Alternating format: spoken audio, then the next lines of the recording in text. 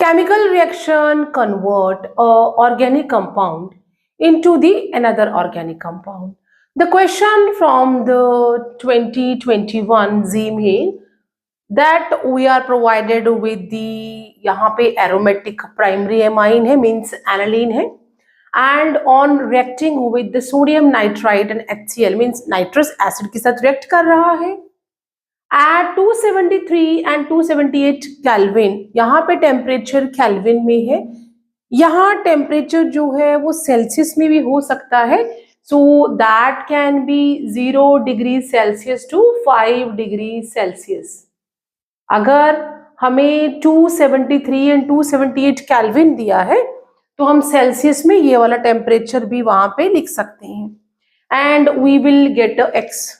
तो जब भी हम aromatic amine, aromatic primary amine को नाइट्रस एसिड के साथ at a very low temperature treat करते हैं, what we are getting, that is the aromatic.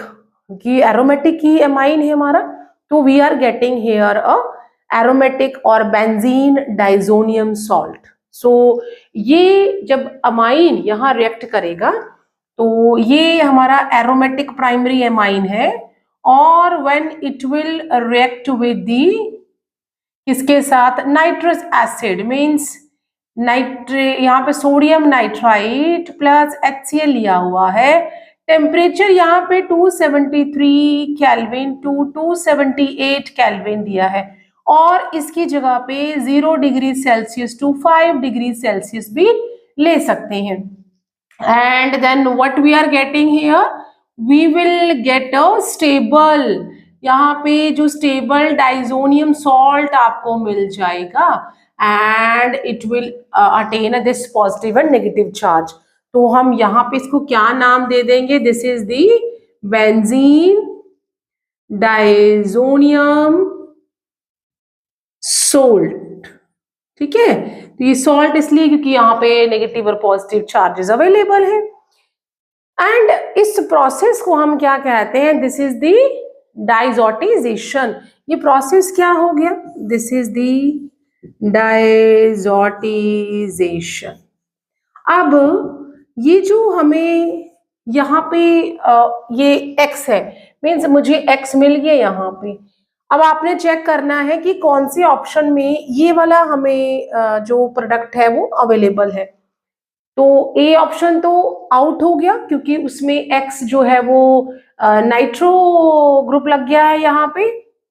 Then x जो है बी वाले में बेंजीन डाइजोनियम सॉल्ट है, and if we will see the C then we are again having a nitrobenzene, means option A और C out of the list and option B and D are as the correct one. लेकिन अभी हमें ए भी find out करना है, वो कौन सा रिएजेंट है। इस क्वेश्चन में एक साइड हमें प्रोडक्ट पूछा है कि जब हमारा एरोमेटिक प्राइमरी एमाइन इस रिएजेंट से रिएक्ट करेगा तो we will get this X, and what is that.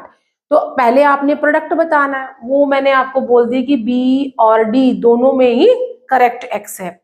अब ये जो एक्स हमारा प्रोडक्ट बनेगा उस पे क्या ए वाला जो रिएजेंट है वो रिएक्ट करेगा, वो कौन सा रिएजेंट है पता नहीं है, बट जो मेजर प्रोडक्ट है दैट इज अ फिनॉल।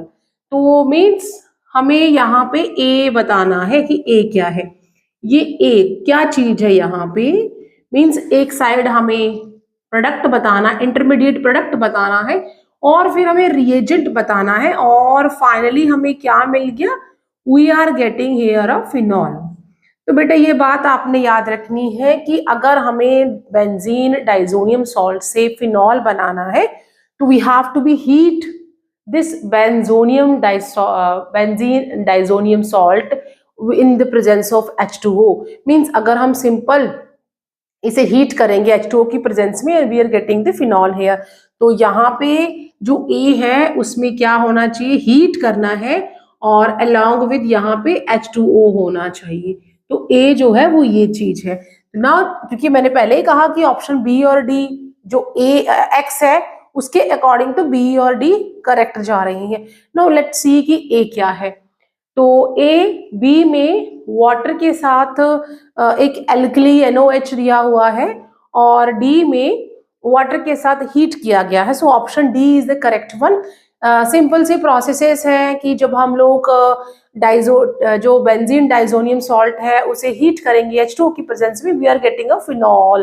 तो देन ऑप्शन डी, ये जो ऑप्शन डी है this is the correct one. So यहाँ पे ए हमारा ये हो गया और जो एक्स है दैट इज, तो option D is the correct one. So option D is correct. For any doubt, give me a comment in my comment box. So see you soon in next video.